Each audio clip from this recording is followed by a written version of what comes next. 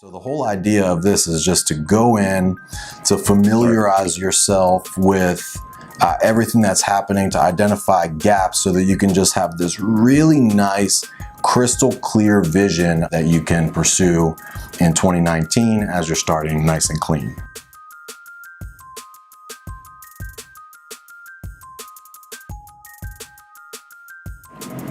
Welcome back to another episode of More Than Marketing. I'm Harsha Mirsha, host. This is Chris Mechanic. We're the co-founders of Web Mechanics. And today, Chris, actually, this is an impromptu episode, no script. Chris said, hey, New Year's coming up. We have this onboarding process for new clients here at Web Mechanics. That onboarding process would be really valuable for any company who does digital marketing. Digital marketing is in their mix of marketing, right? Yep. So you said, hey, that would probably be valuable to the world. So let's talk about it. Yep. Here we are. Absolutely. So, yeah, who's this for, though? I want to make sure we get that right? Because who's this for in your mind? I think that this is for any hands-on digital marketers. If you're a marketer that's just hands-on in platform for most of the day, marketing managers and really marketing executives. Yeah. The whole idea. So, when we get a new client, we do a series of activities essentially to get the house in order. Right. And our onboarding process is something that has just evolved over the years into what it is. But I've been getting a lot of compliments on it recently. Like, I'll describe for people, what right. we do, and they're like, wow, you do all that in the first month? And I'm like, yeah. And so when we were talking, so just to frame this up, right? So we were talking about, hey, the new year's coming up. Let's, New Year's coming up. We do all these activities for the business at large, right? Get our contracts in order, look at our whatever tax scenario. So we like to say, we like to start clean in 2019. And that only works. And it only works obviously with the teen years. So 1 year from now, the 20s, 2020 is not going to work. So we want to start clean in 2019. And you said, our onboarding process would be really helpful. Yeah, absolutely. And so the way that I think of it, to make a metaphor, is, so I've got a baby on the way. I know you do too. Indeed. So I've been spending a lot of time putting stuff together at the house. And when I start to put something together, if the room's a mess, I'll first take the time to clean up the room and to create some space, Like, I'll go and basically get a toolbox, and I'll get everything ready so that it's easily accessible, and it makes the job a lot easier. Oh, well, down the road, right? Yeah. Down the line. So you're setting yourself up for success. Right. Otherwise, you'll be tripping over yourself trying to put together a crib or whatever. Getting the house in order. Getting the house in order. Okay. I like that. So as we move into 2019, everybody's thinking about their strategies and their plans and their personnel and their budgeting and all these things, which is great. You should be doing those things. And resolutions and goals. But it feels so good to do that with a nice, clean house. Oh, yeah. You know what I mean? Clean the plate. Someone just, Yeah, and so spring cleaning, whatever. So in the context of digital, there's a few pillars that I kind of think of in my mind. A major one is analytics. Yep. Your analytics data. So as you're planning and strategizing, how confident are you in the data that you're looking at, and how are there gaps? Or in the data that you're collecting? Yeah. Are you collecting all the data you need to be collecting? Are you confident that it's even working? Right. And then also, well, we can go deep into this. But what's another pillar? So analytics is pillar number one. Analytics is a big pillar, and then that splits out into quantitative, which largely lives in analytics, versus qualitative, which is a lot of voice of customer, more of the qualitative side. Yeah, heat maps, user testing would fall under qualitative. So can I throw another bucket out there then? Sure. So I would say that keywords, both from an SEO and a paid media or paid search in this case standpoint. Yeah. So I would call that organic. Okay, you want to go with organic? Yeah, I would go. Okay. And then so I would go with organic. So we got organic. And organic is basically. Let's talk about organic a little bit. Your content inventory, your keyword research, a nice rank check, maybe a backlink analysis. I was going to say competitor. The competitive research and the different. And you may have done these things already, but in our world, but when's the last time? Yeah, those are living and breathing documents. Things change over time. They sure do. But if you've not done those things, then it's a perfect time to do them, because as you do these things, like suppose, just take keyword research. As you're doing keyword research, if you've never done it, you're going to find a whole bunch of new keywords. Yeah. And that's like business intelligence. Oh, absolutely. Right? Yeah. When I remember a long time ago, you remember this? A long time ago, someone was like, your keyword research is so interesting. And we were like, really? It's kind of just, it's boring to us, but, and we're like, why? And they said, this is business intelligence. This shows me what people are looking for in my industry. And I was like, wow. And that was like 9 years ago and that stuck with me. It's true. It absolutely true. And it shows you trends and it's market research crazy. At the end of the day. Yeah. And, keyword research is very near and dear to my heart. I absolutely love it. I don't think it's boring at all. I think it's kind of fun. I think it's boring. But the programmer thinks it's boring. But you can see exactly what people are searching for with the search volume. So you can, you might pay a big consulting firm to say, hey, what's the market demand for roof repair services in Minnesota? Right. They'll charge you $10, $50, $100,000 just like do this study. Or you can go to Google. Or I can tell you in 30 seconds. Right. Or I can go to Google or a myriad of other tools that we use and get that answer. And also see how it's trending too. Oh, by the way. Yeah. Right. Okay. I take it back. It's not boring. It's actually really, really cool when done right and when applied correctly. Right. But so here's categories for the audience, just so they don't get confused. Analytics. So you've got analytics. Now I take back what I said earlier about organic, because that's too narrow. Let's just call it traffic. Okay. So we've got analytics, then we've got traffic, and then the third bucket is going to be conversion. Yeah, exactly. You know how I feel about your buckets and what have you. Yeah, I'll break my own buckets out later. but that's fine. But hold on. I like this. I like staying to what I would deem our service lines. Okay. So I liked analytics. I really like makes sense. Got to get your data clean, got to get it in order, make sure you're getting all the data that you need, and that and also in that, closed loop data is the marketing data going to your CRM. This will be a good time to get that in order. Yep. So you have a full year in 2019 of integrated data. Yeah. Okay, so that's analytics. Then we talked about organic or search engine optimization, where we talked about keywords, rank checking, backlink analysis. Can we move on to paid media? We can. Yeah, we absolutely can. You got can. more to say in the other ones, don't you? Yeah, I mean, this is just the overview part. We're going to dive into them, right? If you want. It depends how much time we have. But then, so I would say, analytics, quantitative, qualitative under that. Yep. Traffic. Yep. Earned, like organic. Okay. Yeah. Paid. Yep. Referral or social, which I guess you could call earned. And then there's also email. Owned. Owned is email. Email, okay, yeah. So, and that's why I kind of like to bucket it at a high level, because they have, because they branch offshoots out. of it. Right, Yeah. branch out. Right. Okay, that's fair. And then on the conversion side of the house, it's taking a look at your content, your offers, any other conversion mechanisms that you have. Yep. That's where your email workflows live. Yep. That's where it gets into CRM if you want to. Where your info assets live. Yep. Your downloadables and what have you. That's where your nurturing lives. That's where your salespeople can come in and help with some content and some engagement touch points in there. Yep.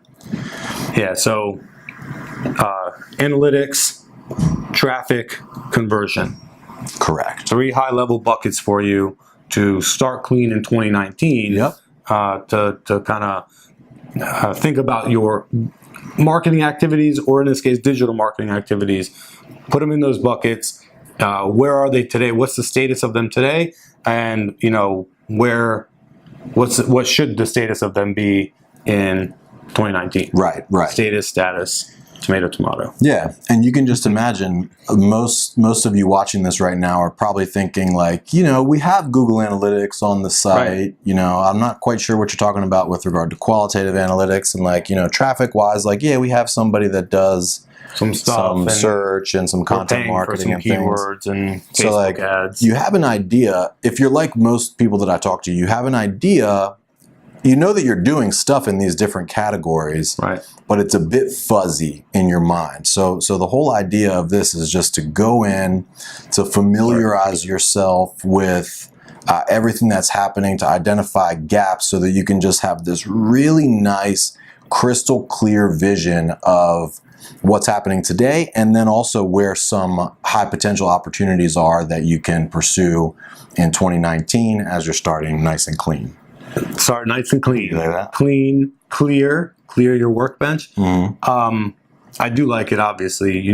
I've been saying start clean since I think 2017. Yeah. And still never goes out of style. It never goes out of style until 2020, unfortunately. And I remember also I was like, all right guys, I want to clean the office. That was my start clean. That's where it came from.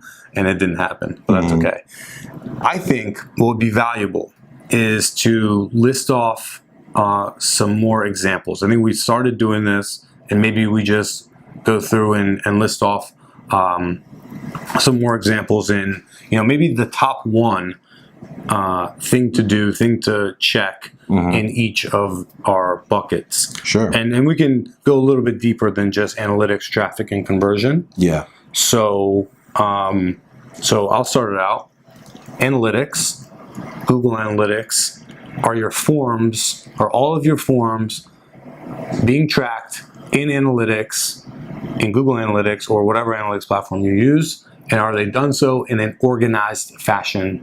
Why does that matter? So that you can segment later on. Yeah. Okay. So yeah, I took that one. If you want to go for qualitative analytics, you're welcome to. Yeah, so on analytics, most times when I talk to people, they're like, oh, yeah, we've got Google Analytics, we're using it. All set up. A lot of times they'll say, oh, well, we're using also HubSpot. Yeah. And that's where we're tracking our forms, or we're using Marketo. Right. So, we've got that. Right. What I always tell people when they say that is that, that's great that you're tracking it in marketing automation, but it's really important also that your tracking in marketing automation mirrors what's going on in Google Analytics. Why? And here's why. We're on the same way. Well, if you didn't say it, I was going to say it. So, well, there's a few different reasons. One is that generally reporting in those systems is one of their weakest areas. Google Analytics is free currently, and it's extremely robust. It allows you to splice and dice data by all types of different metrics and different dimensions. You can even create custom reports. You can even pull the data down. And you can integrate it to other places and report very cleanly with like Data Studio. And you can even upload other data. And you can upload other data, like cost data from your other platforms, so like Facebook and it's LinkedIn. This really robust service, and God bless Google for putting it out for free. I'm sure that they're probably winning on that in the long term. Don't tell them it's free; they're listening. Only 99%. All right, what's all the reason to get that data? Because I know it, but I want you to say it. Really, it's for advanced custom segments. Yes. And now the ability to create remarketing audiences based around your custom segments. So for instance, that's huge. It's huge. Yeah, it's massive. So remarketing is another thing that's near and dear to my heart. That goes into the traffic category. But when the idea of remarketing is, you visit a certain page, let's say that you're looking for a watch on Amazon, but you don't purchase that watch right then and there. And then you go to a different website and you start seeing ads for that very same watch. Yeah. So that's called remarketing. It's been around for years. You probably know about it. You're probably doing it to some extent. Yep. But if you're not tracking those conversions appropriately within analytics, there's no way to prevent converters from seeing your ads on an ongoing basis.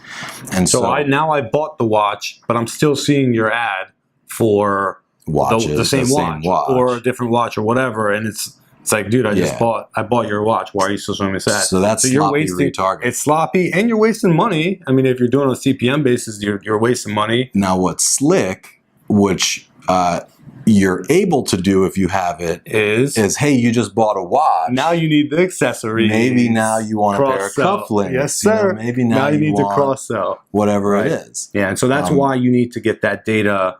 Hey, yeah, we're doing it in HubSpot or Marketo, and that's where we track the forms on.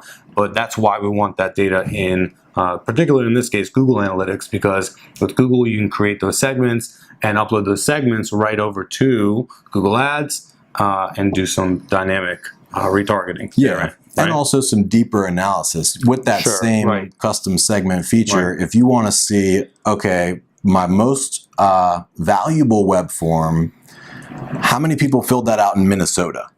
Yeah, I think that's fair. I think what we're talking about. I think you and I were like, yeah, we got to get all the data and we got to make sure the events are firing on all the, and we never say why. Obviously, the reason why, not obviously, I think obviously the reason why is for that deep data analysis, is to be able to dig in and splice and dice and say, wow, we see that Vietnam is buying our watches at a crazy rate. Right. Let's give them an offer, or let's personalize.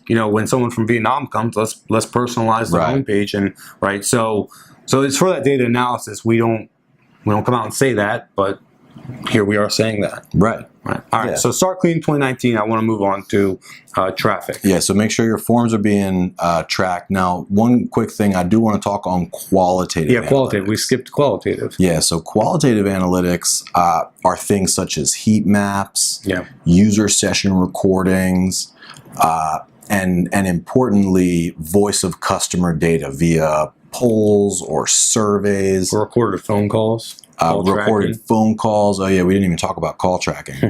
There's too much going on. There's too much to do. But at the end of the day, most marketers were saying, "Hey, here's a cool strategy. Here's a cool idea, a tactic." Yeah. But it's difficult to validate that, directly one-to-one with actual users or with actual customers. Right. And so there's now on the market very inexpensive, very lightweight, very easy tools which enable you to throw up random surveys. It's as if you're sitting in. It's literally as if you're sitting in the room. Like, wouldn't you love to interview one of your users? Like, hey, do you like this page? Does this page make you really want to buy this watch? What else do you need to know before you buy this watch? Yeah. Like, do you have any questions that you can't find the answers to? Exactly. What's frustrating or you even right something now? as simple as like, hey, what's the purpose of your visit today? Why did you come to this site? And granted, most people are going to exit out. Most people are going to ignore it, but it doesn't take very many responses. You'd be surprised as to most people do, and I'm sure many of the listeners who watches, like I ignore those and never get feedback. But you'd be surprised, and it's the angry people, who give you that feedback, and they typically have the best stuff to say. You know, so qualitative analytics, heat maps, polling, call recording, anything user voice that you can get.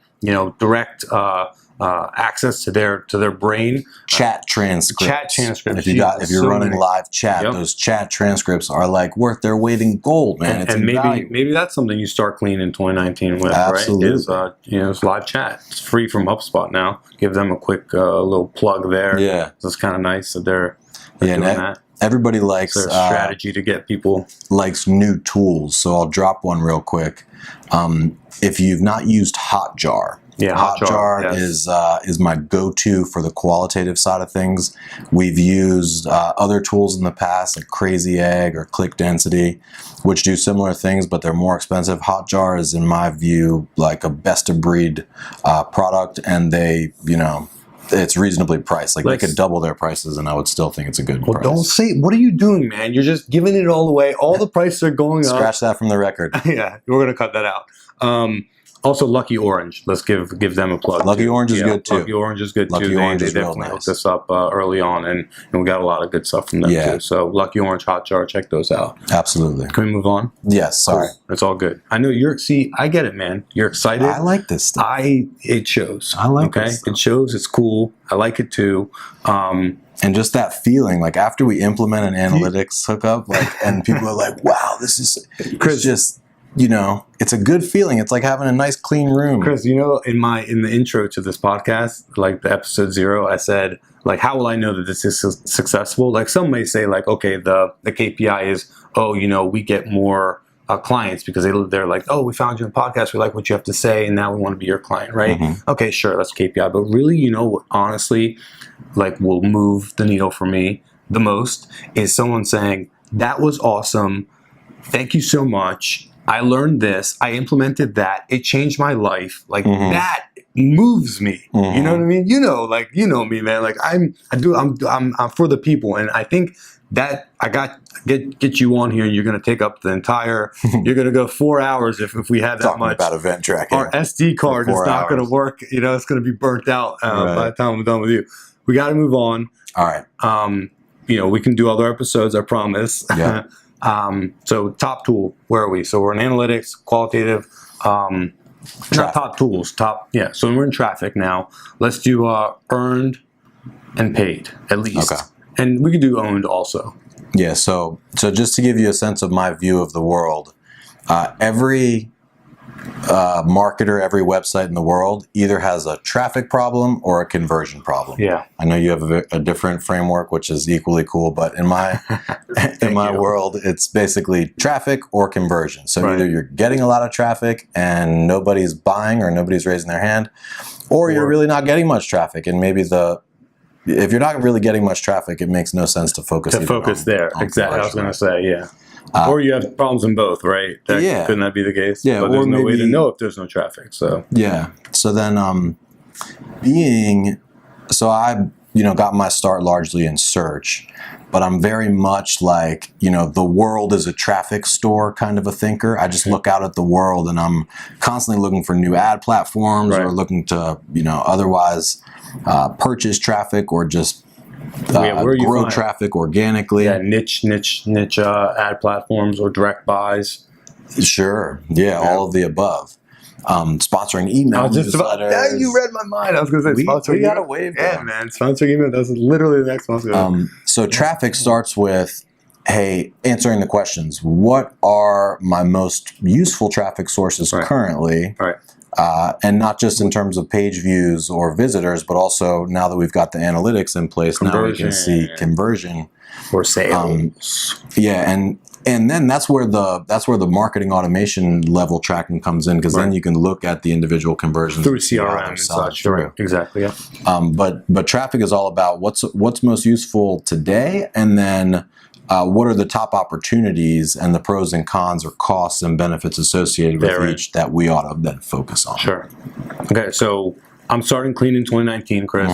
I have traffic. Well, earned traffic, SEO, content inventory, or refresh my keyword research, or what should I do? Yep, I would do both, but primarily the keyword research. Okay. So I would, and why? For what we were talking about earlier, it's market research. Yes. It should, anytime you can get to the voice of the customer and you don't have to really guess, because there's the whole blind blogging issue. Like, everybody knows that they ought to be blogging and creating content, but they're going about it in a pretty non-scientific way. Right. So I really like keyword research because it adds a bit of science. And if you're already spending time blogging and creating content, it's not that much extra work to add a scientific component to it. And give it that much more legs. And it will virtually guarantee, not every post is going to be a winner, but if you add some degree of science to the process, then it virtually guarantees success over time. Right. So I would start with refreshing or even setting up a keyword universe document where you identify, say, your top 50 or your top 100 dream come true keywords. Yeah. That you want to rank organically #1 on Google for. Yes, exactly. And I'd pull the search volume down for each one of those keywords, and then I would pull a competitive metric, whether that's like a keyword difficulty score that's generated by some tool. Yeah, like SEMrush or Moz, or to give some more tool names while we're on them. But I don't want to go too deep into the how-tos, right? So we can do a whole episode on keyword research, I'm pretty sure, right? So keyword research, earned, got it. That's going to help us with our publishing schedule. It's going to help us look at our content inventory and say, hey, where do we have gaps against what people are actually looking for. All right, let's go to paid media. So paid media. So I'm running some. I'm on different networks. Okay, I'm sponsoring emails, or I'm not. I'm doing some paid search. I'm doing some display, or I'm not. Right. Pick one. Google Ads. Yeah, Google Ads. Okay, Google Ads. Let's just do one. Just Google Ads. What's your top recommendation to start and clean in 2019? So assuming that you have connected analytics with Google Ads so that it's talking, we're going to assume that that part's already done. Okay. I would do an account audit looking primarily, so the 80-20 rule applies. So 20% of your keywords are typically driving 80% of your traffic. So I would do an account audit to try to identify the 80% or so of keywords that are less productive. And most specifically, you'll typically find that anywhere from 10 or 20, maybe even upwards of 30 or 40% of spend is going toward keywords that have never produced a conversion.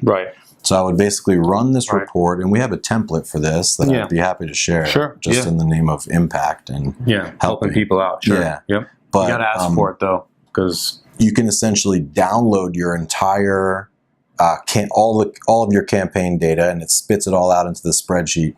You can upload it into this spreadsheet template that we've developed, and it literally will give you a list of a bunch of things, but one of them is keywords that have spent and have never converted. Exactly. So I would, any keyword that has had more than 50 clicks over any period of time with no conversions, I would just pause immediately. At least look deeply into and say, why is this happening? You know, are they too high funnel, or are they landing on a page that is not congruent to that keyword? If they're looking for pricing, they're landing on a page that has no pricing or something like that, right? So yeah, 50 clicks, keyword on a keyword with no conversion, just cut it. Nix it. Yeah, I got you. And that'll save you typically 10, 20, 30% or more. So if you're spending 10 grand a month and it's 20%, you know, that's $2,000 a month for all of eternity. Easy peasy. So that's 25 grand a year. Let me do this, man.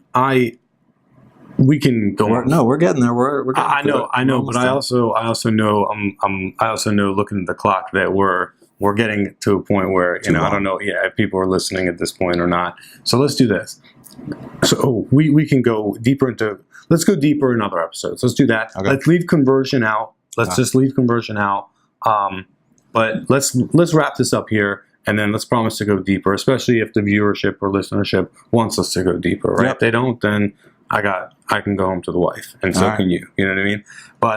But so let's wrap this up. So starting clean in 2019, the metaphor that Chris used, I really like. You know, when you go to set something new up, you're going to set up your goals. You got all these resolutions, and you're all pumped up about the new year and all that. Well, you know, don't go into the new year with a cluttered room, right? Clean your room first, donate some stuff, you know, sell some stuff, just trash some stuff. So we want to clean up our digital marketing landscape, our tool set, our documents. We want to get our bookmarks in order and such. And it's akin to us taking on a new client. What do? We clean up the analytics. Get the data tight. Get the tools installed. Right. Get the tool. Get the tech stack set up. Get them configured. Right. Benchmark. What's working. What's not. Keyword research. Keyword research. Content inventory. Rank check. Backlink analysis. I think, and then going over to paid. You know, an audit of all of our channels, especially Google Ads. Cut the fat. I think there we can also do a competitive analysis too, using like a SpyFu or an SEM Rush to see what are our competitors doing. Are they ramping up spend? Are they diminishing spend? What are they doing? Right? So starting clean in 2019. Act like you're brand new at the company and get a lay of the land and start cutting the stuff that's not working and organizing yourself to start clean in 2019. How many times did we say start clean in 2019? At least 10. Sounds good. Until next time, thank you for listening. Cheers.